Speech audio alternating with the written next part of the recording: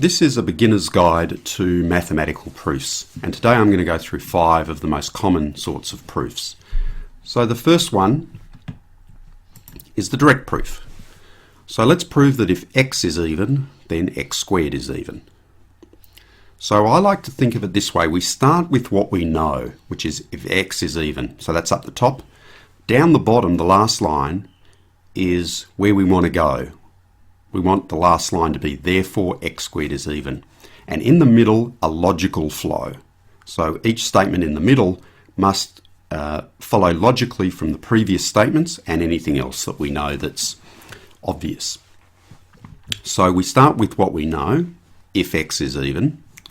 Well, that means then that x equals 2 times r for some integer r, because that's what it means for a number to be even. It's twice another integer. So that then tells us that x squared is equal to r all squared, which is equal to 4r squared, which is equal twice, or 2 times, 2r squared. So this means that x is equal to 2 times s, for the integer s equals 2r squared. And so therefore, x squared is even, because as we said before, that's what it means for a number to be even. It's twice or 2 times an integer. Okay, now let's move on to the contrapositive. And this works in basically swapping around the two parts of the proof. So generally we want to prove something like if A then B, and the contrapositive says that that's the same as proving if not B then not A. We can see this graphically. Here's a situation where we have A is this set here and B is the biggest circle, and if something is in A, then you can see that it's in B. But the other way to look at it is to say this is the area that's not B, and if something's not B, then it's not that it's in the area that's not A, which is this area here. So let's prove that if x squared is even, then x is even. And we're going to do that using the contrapositive. And so that tells us that we start by swapping around the two parts of the proof and putting not in front of both. So what we're going to show is that if x is not even, then x squared is not even. So let's do the proof now similar to the way we did the direct proof. What do we know? We know that we start with if x is not even. And we know we're going to end up with down the bottom, therefore x squared is not even. So let's go back up the top. If x is not even, then x equals 2 times r plus 1 for some integer r. After all, that's what it means for a number to be odd. It's twice or 2 times an integer plus 1. So this means that x squared is equal to 2r plus 1 all squared, which is equal to 4r squared plus 4r plus 1, which is equal to 2 times 2r squared plus 2r plus 1. So this means that x squared is actually equal to 2 times s plus 1 for the integer s equals 2r squared plus 2r. So if x squared is equal to 2 times or twice s plus 1, then clearly we can conclude therefore that x squared is not even, and that would finish off the proof. So that's the contrapositive. Next we'll go on to the proof by cases. But before we do that, I just mentioned if you like this video, I've got quite a number of other videos in the Made Easy playlist, and they're suitable for late high school and early university students, where I go through some typical exam or test questions. On my YouTube channel, I've got lots of other videos on mathematics which you might find interesting as well. Okay, let's do now proof by cases. And what we're going to do is prove this. We're going to say let n be an integer, prove that the floor of n over 2 plus the floor of n plus 1 over 2 equals n. And I just remind you that the floor just means round down to the next lowest integer. So the floor of 5 on 2 is 2, because 5 on 2 is 2.5 and the floor of 2.5 is 2. So that's an example. So how do we go about proving this statement about the sum of these two floors equaling n? Well, we split it up into cases. The first case is that we're going to look at n is even, the second case n is odd, and of course n must be either even or odd. So in this case, 2 cases is sufficient to complete the proof. So let's do that. Case 1, assume that n is even, that is, n equals 2 times m for some integer m, and then what have we got? We've got the floor of n over 2 plus the floor of n plus 1 over 2 is equal to the floor of 2m on 2 plus the floor of 2m plus 1 on 2. I'm just there substituting in the m's that I have, because I know that n equals 2m. And that equals the floor of m plus the floor of m plus a half, which is equal to m plus m, which is equal to 2m, which is equal to n. So in the case where n is even, we've proven what we need to prove. Now let's do the case 2. Let's assume that n is odd. That is, n equals 2 times m plus 1 for some integer m. That's what it means for an integer to be odd. And then we go back to the left-hand side of what we're trying to prove. So we've got the floor of n on 2 plus the floor of n plus 1 on 2. And now we have to feed in n equals 2m plus 1. So we get here the floor of 2m plus 1 on 2 plus the floor of 2m plus 2 on 2. And I've just got to be careful here. That's the floor of m plus a half plus the floor of m plus 1. And that equals m plus m plus 1, which is equal to 2m plus 1, and 2m plus 1 is equal to n. So we've shown that it's true in the case of n being odd. So we've done n equals odd, we've done n equals even, so we've done everything, and that is sufficient. And that's the proof by cases.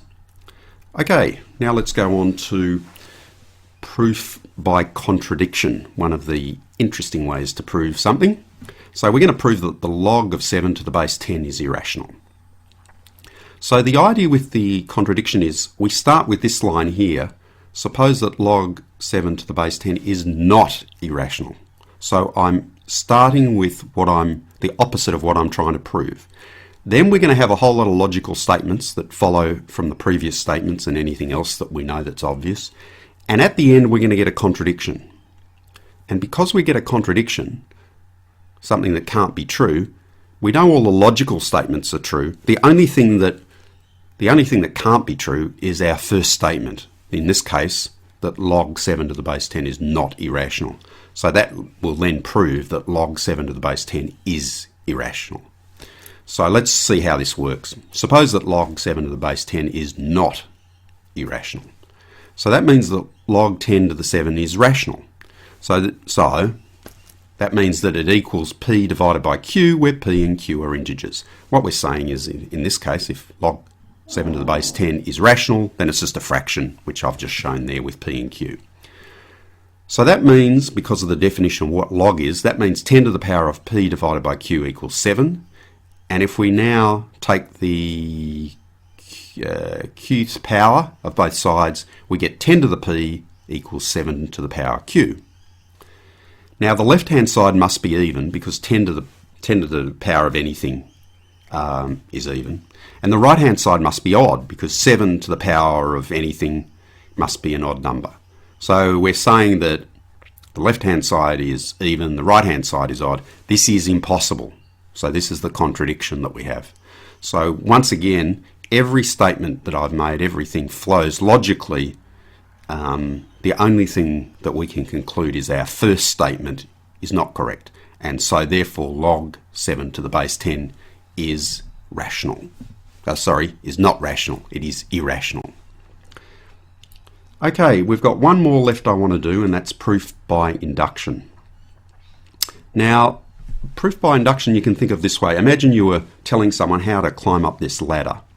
The first thing is you could say there's an initial step, and that is get onto the first rung of the ladder. That's the initial step. And then you could say, okay, if you're on the first step, go to the second step. If you're on the second step, go to the third. If you're on the third, go to the fourth. If you're on the fourth, on the fifth, and etc. until you get to the top. Now we can abbreviate that a little bit. The first step is to say get on the first rung of the ladder. And the second step we can say is if you are on a rung of a ladder, go to the next rung of the ladder. And of course that can be repeated, and that will be enough to ensure that you get to the top of the ladder. So that's the concept of induction. So let's see how this might work. Let's prove that 5 divides 11 to the power n minus 6 for any positive integer n. So the way you generally do these is you start off with a proposition that could be either true or false. So let's let Pn be the proposition that 5 divides 11 to the power n minus 6. Now, if you recall what we did with the ladder, we're going to do the same sort of thing. So the initial step is that we say what happens when n equals 1, the lowest value that we're interested in. So 5 does in fact divide 11 to the power 1 minus 6, because 5 divides 5. So that means that P1 is true. So we've established something. We've established that P1 is true. Now for the induction step. Let's suppose that Pk is true for some k that's equal to 1, 2, 3, 4, 100, whatever. So that means that 5 divides 11 to the k minus 6. Then, now let's have a think about 11 to the k plus 1 minus 6. Well, 11 to the k plus 1 minus 6 is equal to 11 times 11 to the k minus 6, and then it turns out that you have to add 60. Now, by assumption, we've said that 5 divides 11 to the k minus 6. So that means that 5 divides 11 times 11 to the k minus 6, and also 5 divides 60. So if we look up here, what we're saying is 5 divides both parts of the right-hand side, so 5 must divide the left-hand side. So therefore, 5 divides 11 to the k plus 1 minus 6. So that means that pk plus 1 is true. So what we've said is if pk is true, then pk plus 1 is true. And actually that's all you need to do, because if you think about it, we proved that P1 is true, and then we said if P1 is true, then P2 is true. But if P2 is true, then P3 is true. If P3 is true, then P4 is true, etc. So what we can conclude is that 5 divides 11 to the n minus 6 for n equals 1, 2, 3, 4, etc. And we'd normally put by induction to explain how we did it. So that's 5 proofs that'll help you get started with mathematical proofs if you're doing a course like discrete maths that requires you to specifically do proofs, or either you just need to use proofs in some of your other mathematical studies. So I hope you found it useful.